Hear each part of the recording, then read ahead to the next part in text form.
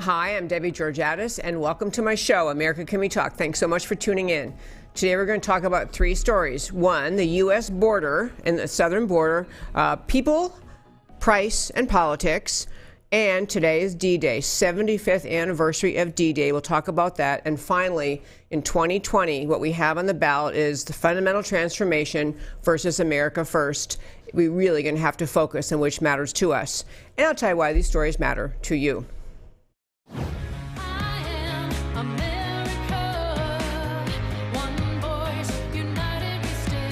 Debbie Georgatos, host of America Can We Talk, is an author, attorney, and political analyst whose mission is to inspire the American political conversation about preserving liberty in the best country on earth. America Can We Talk is sponsored by GC Works, a Dallas-based company performing advanced technology research in the oil and gas industry. And welcome again to America Can We Talk? I'm going to do a long segment in just a minute about D-Day. Today's the 75th anniversary of D-Day. But I want to start out by talking about what's happening at the southern border. So for my first five today, I want to hit a couple of points about the battle ongoing at America's southern border. You likely read that there were, in the last week, videotapes made of people crossing the river, crossing the from Mexico into America, the Rio Grande River. These were people from Africa, from the continent of Africa, from three countries, Cameroon, Congo, and Angola. And the Border Patrol actually videotaped these people crossing the border, some with children on their shoulders. These are people coming across the southern border from Mexico into Texas from Africa. And I want that to sink in a bit because we are in an ongoing battle about whether or not we care if we have an enforceable southern border, if we have a southern border at all. So the argument that the people who are coming across our border are simply starving people from Latin America who need to come to America and find jobs, our southern border is now worldwide news. People around the world who want to come to America simply because life is better here understand that we don't enforce our borders. That's why people from Africa would be coming across the southern border. And now I'm going to turn to what President Trump is trying to do about his latest effort. He had, as you know, asked for money to build the wall in the areas of the border where it's otherwise not enforced and couldn't get Congress to fund the wall as he requested. He's using some money that was already in the military budget to build some portions of the wall. He then asked the Democrat-controlled U.S. House, he asked Congress to allot money not for the wall, but just for enhancing the border in terms of things like paying enough people to work down there, expanding the facilities we have available along our southern border to make the to house people as they come across, especially people coming across with children, have to be housed at the southern border because they're seeking asylum, and we have to do a proper assessment of the asylum requests. This also the Democrat Congress would not fund. And I just want to get to the point of one of my central points in today's first five. If it is not yet obvious, the Democrat Party in this country, one of the two political parties, has no interest, has no willingness, has no will to secure the southern border. They do not care. They do not want it enforced. They will not fund it. They will not fund enforcement. So President Trump tried something in the past few days, which is he announced that he is going to impose tariffs. This idea of putting tariffs on items coming up to America from Mexico, with the idea that they're supposed to start this coming Monday. The tariffs are supposedly going to start this coming Monday, June 10th, and it's a tariff that he's going to impose starting at 5% of items coming from Mexico, but increasing 5 percentage points every month until it gets to 25% of tariff on items coming from Mexico. His point, President Trump's point, is that Mexico doesn't try at all all to stop these caravans. Mexico does not do anything to help this crisis at the southern border. In fact, it appears in many ways the Mexicans are participating in and permitting the southern border crisis. In fact, there were statements out of the president of Mexico's, not him personally, but out of his office, that he sees this as a great opportunity that America's southern border could be overrun by, so it's like colonizing the southern part of the United States with people crossing over from Mexico. There is no interest and no effort made on the part of very little effort made on the part of the country of Mexico to stop the caravan. So President Trump is now saying, well, okay, if we can't get anything, we can't get wall funding, we can't get funding to at least help our Border Patrol people, well, let's at least get funding. Let's at least get tariffs. Make this hurt. Make the country of Mexico suffer with tariffs if they won't help with this border security problem. Well, Trump has now run into the Republicans, even the Republican-controlled Senate. There is some talk that the Republicans will not back President Trump on this tariff idea. And so Mitch McConnell's made some noise about it. You know, maybe the Republicans in the Senate are going to stop this. You know, we may block him on these tariffs. This is going to get probably all the way to the Supreme Court, whether President Trump has the right to impose these tariffs on our southern border, over Mexico, not because as a normal action of trade with Mexico, but as an element, as a tool to fight what's Mexico's, to fight Mexico, to stand up against them and say, you've got to do something about the southern border. So I want to just mention a couple of things that are really they're coming to a head about this. The reason Trump has to use tariffs is because the Constitution requires that all spending bills come out of the U.S. House, and the Democrat-controlled House simply will not in any way assist President Trump in getting the southern border secure in any way. They won't assist with border security. They won't fund the wall.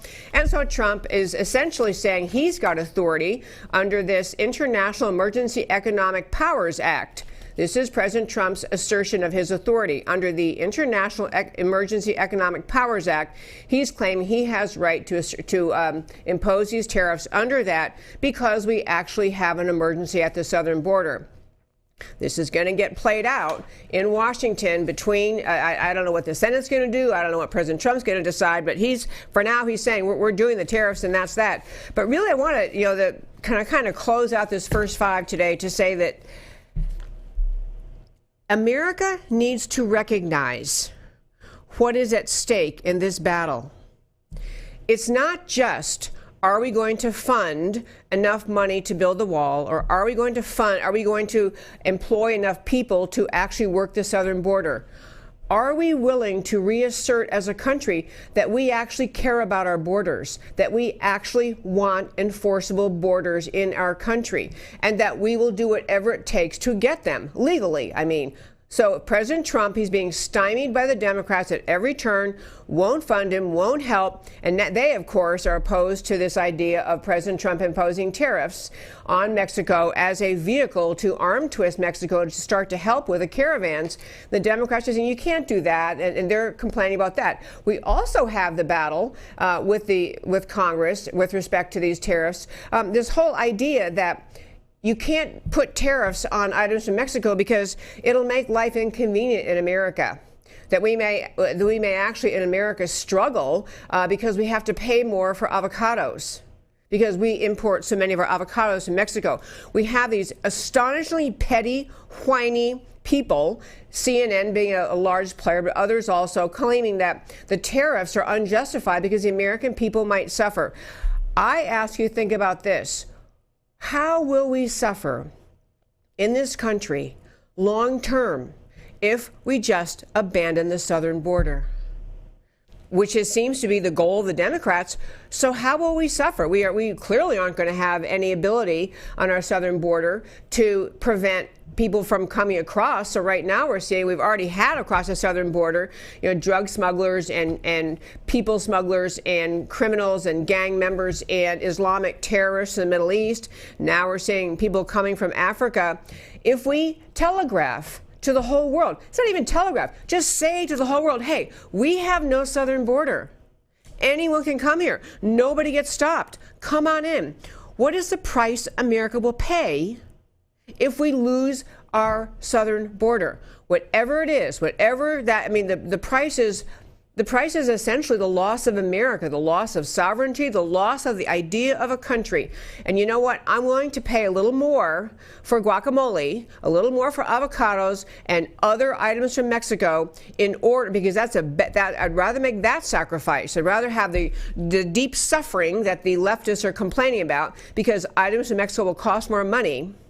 I'll take that as opposed to suffering that will come to America if we simply decide we are too weak-kneed, jelly-spined, and afraid of the left to stand up and say we have to have an enforceable southern border. Mexico is facilitating this whole asylum free rider mentality, this whole idea that pretty much anyone can come here, and that once they claim asylum, people show up at our border, they've got a paper in front of them that tells them the words they have to use to meet our asylum law standards. We can't even house the people coming across anymore. There's so many of them. So we release them and say, be sure to come back for your asylum hearing. And of course, they never do. So is becoming, I mean, the idea that the left is still trying to say there's no crisis at the border. Some of the Democrat presidential candidates are laughing at the idea we have a crisis at the southern border. We don't have a border. If you don't have a border, you don't have a country. So whether or not tariffs, generally speaking, should be used to coerce other nations to do things that are outside of trade, whether this tariff imposition by President Trump is contrary to the usual use of tariffs, the usual use of trade with our neighbor in the southern border, he has been left no options, because the left does not want a secure border. Once you understand that fact, what else is it President Trump is supposed to do? He's raised the issue, he's pointed it out, he has videotape, he's gone down there, he has Border Patrol putting out videos on Twitter saying, look at all these people coming across. And the American left is simply refusing to do anything about the border. Folks, I am tired and just sick to death of listening to the critics of President Trump talking about his misuse of tariffs and he shouldn't be saying that, and people might have to pay too much for guacamole for a while because we can't get Mexican avocados because of the tariffs. We have to decide we're serious about a border. So in closing this, our first five today, I cannot urge you strongly enough to read what I'm putting up on our website, americacanwetalk.org. Read the stories, read the numbers, understand it's a crisis. It's nothing less than that. And if the American left, and frankly some of the Republicans in the U.S. Senate, don't like the idea of tariffs, then they better come up with some other way, some other actually viable and effective way to secure our southern border.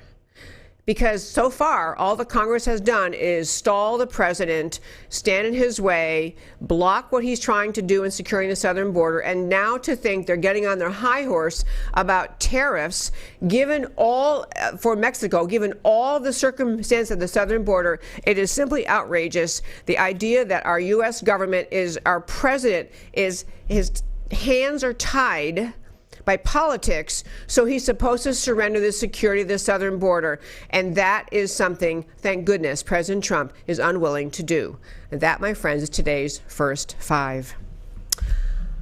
Well, as I mentioned at the start of the show, today is the 75th anniversary of D-Day. And so I want to talk about a variety of things related to D-Day. First of all, I'm sure you all know, but D-Day, so it was June 6, 1944. It was the day that the Allied forces chose to actually got ready and entered through the beaches of Normandy, entered into World War II, pushed back against the German occupation, which had pushed its way across Europe from Germany and through Austria and France, and they had pretty much occupied Western Europe. The German Nazi army was intending to control the world. America got in kind of late. We got in on this June 6, 1944.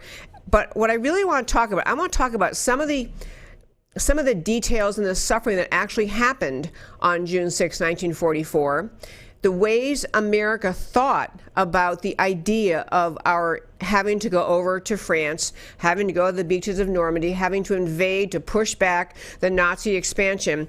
But I want to start with, there was a famous prayer that the FDR, who was our president at the time, Franklin Delano Roosevelt, had a public prayer asking for blessing on the soldiers who were heading over to do the invasion at Normandy. I'm going to start with that clip, have you hear what Franklin, let me tell you that today, being the 75th anniversary, President Trump read out loud the prayer that Franklin Delano Roosevelt issued the day of the invasion. So I want to first play President Trump saying that prayer.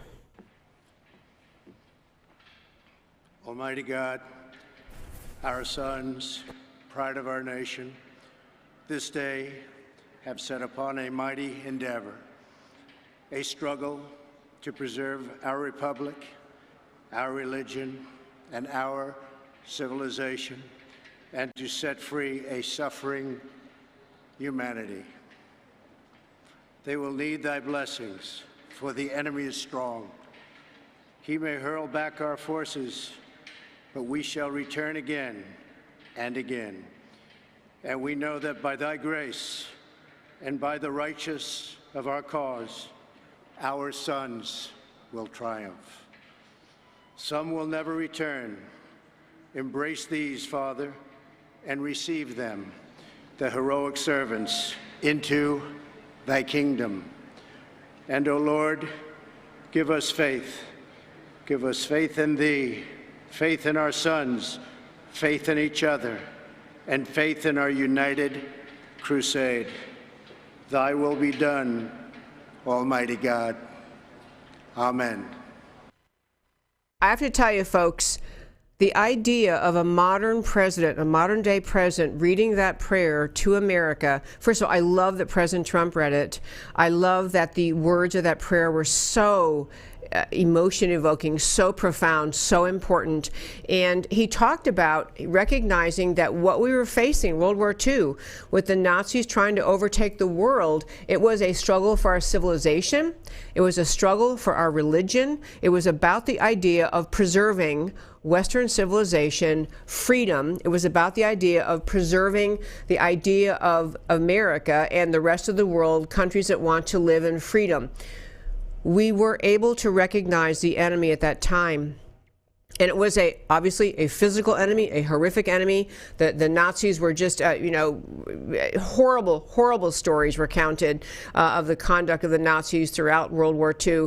But that prayer of just recognizing that America needed God's blessing on our soldiers, and to pray it publicly, to let the people of America know that their prayers were needed to preserve and protect our soldiers as they went into battle, and obviously many of them not ever coming home. So a profound, profound thing that FDR read. That was the first thing I wanted to mention to you. And then the second thing is that so President Trump is over there right now, and he made some remarks that I believe I sent to my happy producer Matt, some remarks that Trump made on D-Day. In addition to reading FDR's prayer, there was one other set of comments he made. He's obviously standing there with Theresa May, the Prime Minister of England. I want to play briefly those remarks too.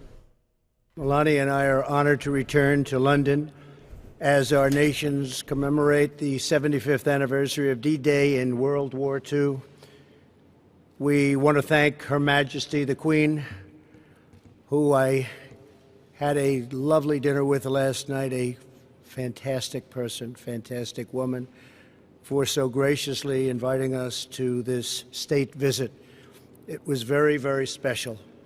Our thanks as well to Prime Minister and Mr. May for the warm welcome they've given the First Lady and me as we remember the heroes who laid down their lives to rescue civilization itself. On June 6, 1944, tens of thousands of young warriors left these shores by the sea and air to begin the invasion of Normandy and the liberation of Europe and the brutal Nazi occupation. It was a liberation like few people have seen before. Among them were more than 130,000 American and British brothers in arms Through their valor and sacrifice, they secured our homelands and saved freedom for the world. You know, I'm going to just tell you some rough numbers. And I'm going to get to a point about this related to today. But this was an invasion where, you know, the people we watch movies now, we see what the invasion of Normandy was like. We see some clips they do have. And literally these young men getting off their boats, getting off their ships and heading into the Normandy invasion, they were facing almost certain death, and they knew it. I mean, part of FDR's prayer was acknowledging many of them won't come home. So some numbers, just roughly, so you have these in mind. In all, about 225,000 service members killed or wounded or went missing in Normandy from June till August 1944, including 134,000 Americans, 91,000 Britons, Canadians, and Poles, and 18,000 French civilians. So 134 of Americans in the few months from June 6, 1944 through August to just secure the beach and begin moving in France and moving to push the German forces back. These young men knew they were headed for their death. They had to know what was going to happen. And so this was I want to talk about from a number of levels, but to start with, people had a clearer sense at that time, it seems, of the goodness of America, of the rightness of the idea of liberty, of the idea that evil exists in the world, and because it exists, you have to fight it. You can't make evil go away. And these were real, in-your-face, just horrific deaths suffered by so many of these young men. In fact, the average age of the American who lost their life on June 6, 1944, in the invasion at Normandy, the average age of the American soldier, 19. 19. Think about the 19-year-olds here today, which I'm going to get to in the next segment. 19-year-olds whose biggest issue in life is if someone used an incorrect pronoun, who need safe spaces at college because they can't stand hearing someone say ideas they don't agree with. I mean, the valor, the strength, the patriotism, the bravery of the young men back 75 years ago, 19-year-olds showing up at the beach of Normandy, sent off, and most of them knowing they wouldn't come back, and many did not. So I want to get that picture of what happened there, and then I want to play the next little clip. This is Ronald Reagan, but I want to mention something before you play this clip. So Normandy happened. Obviously, fortunately for mankind, the Allied forces prevailed, and America and our allies ultimately completely defeated Germany and Japan and Italy. So we won the war. It came at great personal cost, great loss of life, great suffering, unimaginable suffering. But we knew it had to be done. We knew that evil had to be squashed. We knew that it required bravery, it required sacrifice, it required people at home having to sacrifice having their dads and their husbands and their brothers and their family members there. They had to be sent off because otherwise the world was facing a horrific fate. We understood that enough to send people to fight. But after people came back, after World War II was over, and even those who survived the Normandy invasion, for many, many years, few of them talked about it. It was not, this 75th anniversary of the invasion of Normandy, of D-Day, was not a holiday. It wasn't a big deal until Ronald Reagan brought it back. And he gave a famous speech in 1984. And this is a Reagan speech where he was at this area called Pointe du Hoc. It was halfway between Omaha Beach and Utah Beach, different beaches in Normandy where where the invasions were occurring. And so Ronald Reagan gave this speech, the most heartfelt speech, and in this time, so 1984, so it was a 40th anniversary, he really reignited in people recognition of the valor, the bravery, the suffering, the sacrifice, not just to honor the people who did it, although he was honoring them, but recognizing and calling to our attention again, you have to fight evil in this world if you want to live in freedom. So here's Ronald Reagan. Europe was enslaved and the world prayed for its rescue. Here in Normandy, the rescue began. Here the Allies stood and fought against tyranny in a giant undertaking unparalleled in human history. We stand on a lonely, windswept point on the northern shore of France. The air is soft, but 40 years ago at this moment, the air was dense with smoke and the cries of men, and the air was filled with the crack of rifle fire and the roar of cannon. At dawn on the morning of the 6th of June, 1944, 225 Rangers jumped off the British landing craft and ran to the bottom of these cliffs. Their mission was one of the most difficult and daring of the invasion: to climb these sheer and desolate cliffs and take out the enemy guns. The Allies had been told that some of the mightiest of these guns were here, and they would be trained on the beaches to stop the Allied advance. The Rangers looked up and saw the enemy soldiers at the edge of the cliffs shooting down at them with machine guns and throwing grenades, and the American Rangers began to climb. They shot rope ladders over the face of these cliffs and began to pull themselves up. When one Ranger fell, another would take his place. When one rope was cut, a Ranger would grab another and begin his climb again. They climbed, shot back, and held their footing. Soon, one by one, the Rangers pulled themselves over the top, and in seizing the firm land at the top of these cliffs, they began to seize back the continent of Europe. 225 came here. After 2 days of fighting, only 90 could still bear arms. And behind me is a memorial that symbolizes the Ranger daggers that were thrust into the top of these cliffs.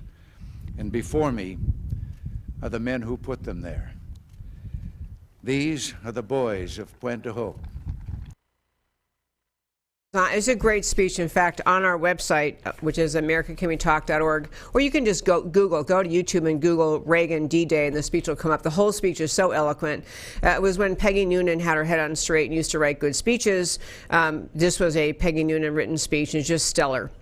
In any case, it really memorialized the sacrifice, the suffering, the immensity of the consequence of the willingness of these people to fight, to come over to Normandy and fight for really freedom, right? Fight for the freedom of the world. Part of the problem that caused such immense damage, immense harm, and such an immense battle was that earlier in the rising years of Hitler's Nazism, the world cowered.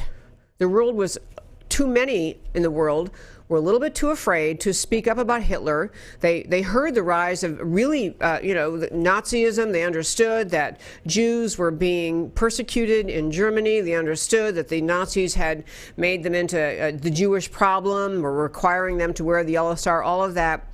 We didn't stand up early enough to call evil evil. And we had, of course, everyone knows the famous controversy in England between Neville Chamberlain and Winston Churchill. Neville Chamberlain being the prime minister who, after being warned repeatedly by Winston Churchill and others, you got to do something. Hitler's advancing. And, Neville Chamberlain darts over to Germany, meets with Hitler, and comes back with a napkin or a piece of paper waving, peace in our time, don't worry. Hitler promised he'll leave us alone. That's what he was saying. Hitler, don't worry, I met with Hitler. He promised no matter what else he's done, all these people he's hurting and killing, but don't worry, not us. Of course, Neville Chamberlain finally had to, was shown to the world to be not just wrong, but dangerously wrong. And he was shown to be a coward. He was shown to be a guy who was going to say, I'm just not going to spend time and risk lives and risk the soldiers' lives, risk the British military strength fighting this guy if they don't have to. That's really what Neville Chamberlain decided.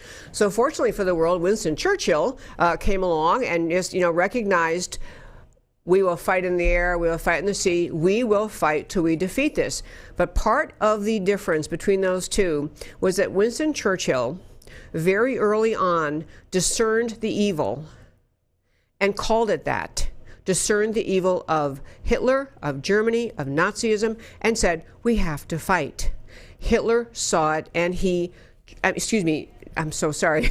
Hitler was a terrible, just the most evil of in that time, and Winston Churchill saw it, and he was laughed. He was laughed at. He was mocked. Neville Chamberlain and his allies just treated him as a fool. Winston Churchill doesn't know what he's talking about. And obviously it took Winston Churchill to really again, to finally go to power, recognize we have to fight against Hitler, and rallied the world, ultimately got America involved. And there's so much more to tell you about America's role on D-Day. The reason I have all sorts of data about the number of munitions and ships and instruments of war that were produced in America because we had an industrial society. We had the Industrial Revolution. We had a productive society. We could produce the things needed, massive numbers of, and just massive equipment needed in order to make this whole thing happen. So America had a huge role in saving the world from Hitler, and it really, I go back to, again, Normandy. I've not been to Normandy, by the way. I really want to go someday. I want to see Normandy. I want to walk where all the soldiers are buried, where we left our soldiers there. All we asked was room to bury them, the famous statement about America's bravery and our soldiers. But I think it's a really important time on D-Day to recognize not just honoring their sacrifice, and that is a huge thing to honor their sacrifice, but it's also important to recognize we got to that point because we wouldn't call evil evil. Because we would not agree that sometimes because evil exists, you have to fight. And because we had a sense in America of the rightness and goodness of America, and that America was worth defending, worth fighting for.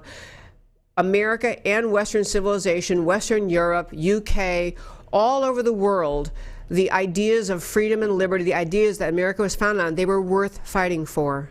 We knew it better then than we know now. Which now turns to my last topic for today. I want to talk about, in this last topic for today, where we are in terms of the, as we face the 2020 presidential elections. And I know they're a ways off. Heaven knows they're a year and a half away. But it's already shaping up to be a battle, the 2020 elections, kind of between the fundamental transformation that Barack Obama pushed and the America First idea that President Trump stands for. And I say that for very serious reasons. I know, thank heavens Barack Obama's not on the ballot again, but what he was trying to do in America in the fundamental transformation has a lot to do with what we just talked about on D-Day. So to start with, when President Obama was running for office, he had a lot of very happy sounding, friendly sounding, wonderful, ideas that he was going to fundamentally transform. He got people, he was famous for getting crowds of young people stirred up and cheering him on when his speeches basically said nothing. If you ever heard those parodies, you'd have people read out loud Obama's speeches. He just got an earnest look on his face, but he said nothing. But he said profound sounding words, fundamental transformation. And people said, oh, wow, that sounds so cool. And they bought into it. They got drawn in, they got sucked in, they got duped. So we had 8 years of President Obama and his fundamental transformation of America. And I want to talk about, and why I'm on this is because Obama thought after 8 years he would then orchestrate the election of Hillary Clinton, who would continue his radical leftist fundamental transformation of America. That's what he thought. What Obama was pushing was so radical, so leftist, but people in America duped by the idea of his alleged eloquence and his proud stance in demeanor, the way he spoke. People got duped by it. But I want to just remind you what really happened under President Obama. Because this is what he was talking about. The fundamental transformation is exactly what the left-wingers running for president in 2020 will do. And I sent my friend Matt here, the great producer, one slide. And you know what? You don't even have to be able to read those words. I'm going to tell you this information on this slide is from the Federal Reserve Bank of St. Louis. This is not Republican Party propaganda. This is not a politician's propaganda. It's the Federal Reserve's data of St. Louis. And what these figures reflect are the 8 years under President Obama. What happened? Okay, top left, student loan debt. You can see the way the chart, student loan debt, through the roof. Student loan debt went up because the government took control of the student loan program, because Obama is a leftist, and taking control of everything possible in a free society is the goal of every leftist on this planet. Next slide. Food stamps. The people who came to rely on food stamps. You can see the numbers, staggering, bottom left to top right, way shooting up on food stamps because leftists try to make people reliant on government. It is the purpose of leftism. It is centralized power in Washington to make people dependent on the government, to make them weak, to take away their self-reliance, to grow government's power and control over their lives. Federal debt under Obama. You can see bottom left to top right, federal debt shot up. He's not the only one. I can blame a lot of Republicans, too, on debt. But the point of this returning to the fundamental transformation mindset that Obama tried to bring, which is what all of the Democrat candidates running are standing for, this is the harsh reality of it. Okay, middle row on the left, money printing. What the left did, they used a fancy term, quantitative easing, but because the economy was so poor, so bad, they had to keep on printing money that had no value. The value go down, but they just print more. It's a fake way of solving any problem. Middle one, health insurance costs. When Obama came to power, 2008, he went for immediately the socialized takeover of our healthcare system. Went for Obamacare, first chance he had. What happened to our healthcare costs? Contrary to all the promises, healthcare costs shot through the roof. You can see again, the top right of the column. Next, we're in the middle row now. On the far right, labor force participation. Drastic drop off from the top left to the bottom right, and then we're in the middle column, middle row rather, on the right. Labor force participation. In plain English, it means the number of people who are working age, who actually were working, greatly was reduced under the Obama left-wing centralized power in Washington, government-controlled economy. Nobody had a job, just like the leftists like it, because if you don't have a job, you rely on the government. Bottom column, bottom row, so bottom left now, workers share the economy. In short, this is kind of an interesting one. This is what the Obama economy was. Bottom left, the workers share the economy.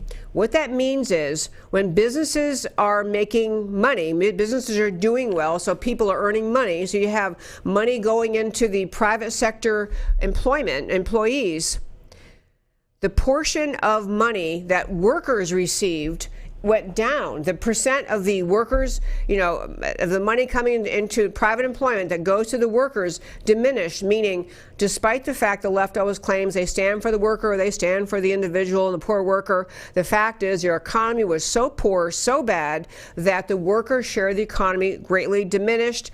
Middle, or on the bottom row, middle item, median family income, again, a bit of a rise and then a drastic drop down again, because left-wing policies make people poor. Because median family income, of course, went down under President Obama because left-wing, big government-controlled economy policies like Obama loved make people poor. Final, bottom right, home ownership, you can see again, where it starts top left to the bottom right, goes down under President Obama and left-wing ideas. So this is the reality of the economy under President Obama and the idea of what the left is pushing in this country. The other point I want to make about this whole this idea, what we have in front of us in the elections of 2020, you had President Obama come to power, took over the healthcare system, destroyed private health insurance, made it more expensive for everyone, corrupted the Internal Revenue Service because he weaponized the IRS against his political enemies, the Tea Parties who were trying to stand up for freedom. Everything about the Obama years was radical leftism.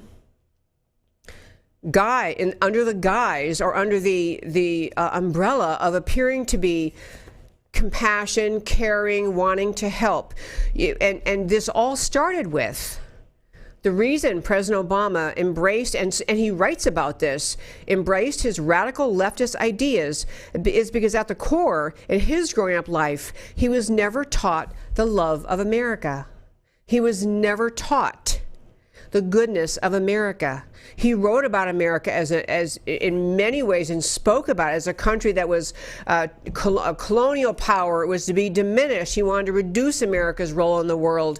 He didn't want America to be a leader, didn't want America to stand up for freedom. He had this leftist just detesting of the idea of individual freedom, which is a core American idea. He saw America's history as bad and imperialist and colonial. He spoke of America's history as toxic. He was repeating the ideas of the American left that criticized America. So he wanted to remake America's image on the global stage, which he did. He tried to diminish America's importance and surrender to globalism and the United Nations. He massively increased centralized power in Washington. That's one of the main reasons President Trump came along and said, you know, we're going to get rid of some of these regulations. So Trump said, for every one regulation that gets added, that the agencies in Washington had to take away one regulation. They went one step further, and for every regulation added, took away 2 regulations. Just in 1 year, the federal government reduced in 2018 100 federal regulations that massively. This was Obama era use of the power he had to expand the administrative state, to expand the power, the centralized power in Washington by regulation, by regulatory fiat, strangling industries, strangling progress and the idea of an abundant American free market economy. We had socialized medicine take over, destruction of that. We had Dinesh D'Souza put in prison for violating a law which others in the same era violated. Nothing happened to them, or they didn't go to prison, but Dinesh D'Souza going to prison. This is the left-wing mindset of abuse of power. If you have power, you can abuse it by using it to retaliate against and silence your political enemies. And you know, we're going to have to wrap up for today, but I'm going to come back to this topic next week because I want to just drive this point home. America's economy is strong right now, and employment numbers are wonderful, and the unemployment rate is low for every category of a worker, and our economy is booming because of ideas. It's not the personal magic of President Trump. It is the force of him taking the right ideas and implementing them and using them and talking about them and sharing them and weaving them into our policy. But America is strong now because of freedom and the free market ideas that President Trump embraces.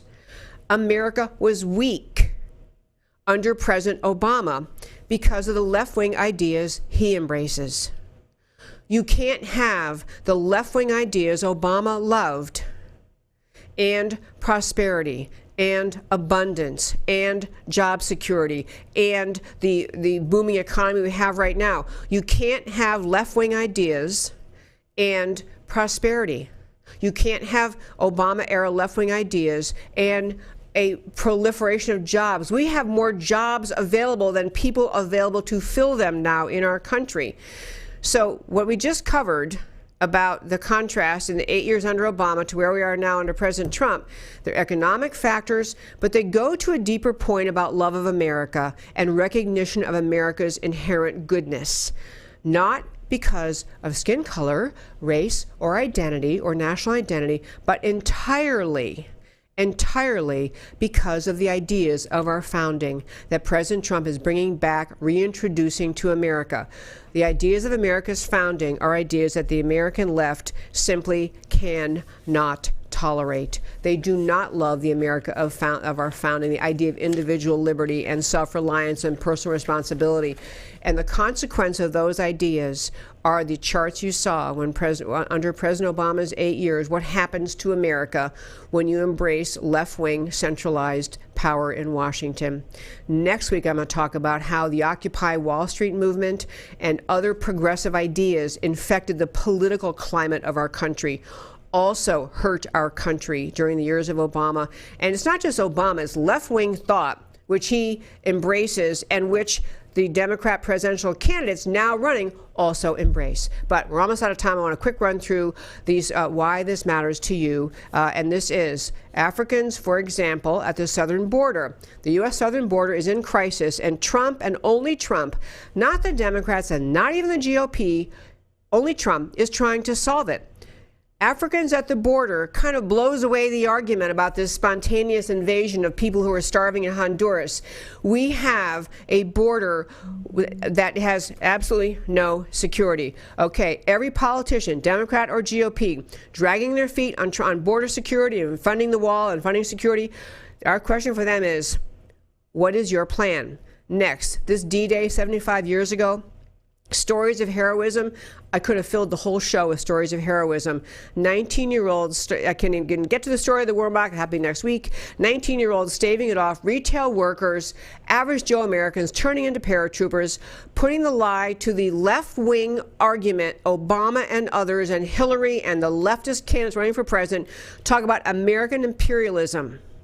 That it is a lie about America when they characterize America that way. All America took was a cemetery plot to bury our dead over there. Freedom was worth fighting for. Again, 75 years ago on D-Day. We are in an internal war in America in 2019 with the radical left. The stakes are just as high as World War II. The enemy doesn't wear a uniform, but it must be defeated through the elevation and victory of right ideas. The left-wing ideas that crushed our economy, crushed our culture, hurt America in the 8 years of Obama and other times when leftists take charge.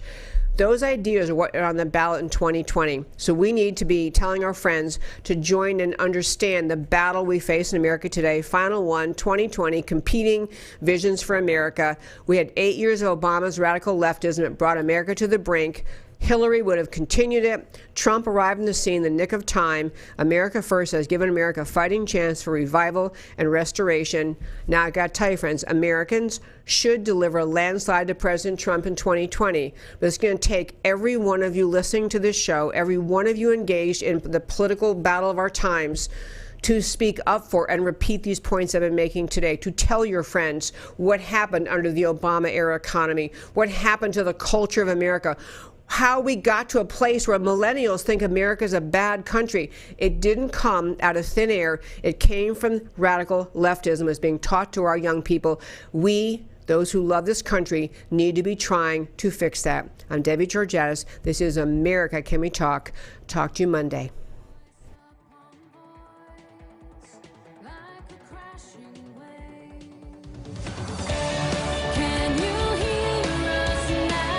America, Can We Talk? Truth about America. Can you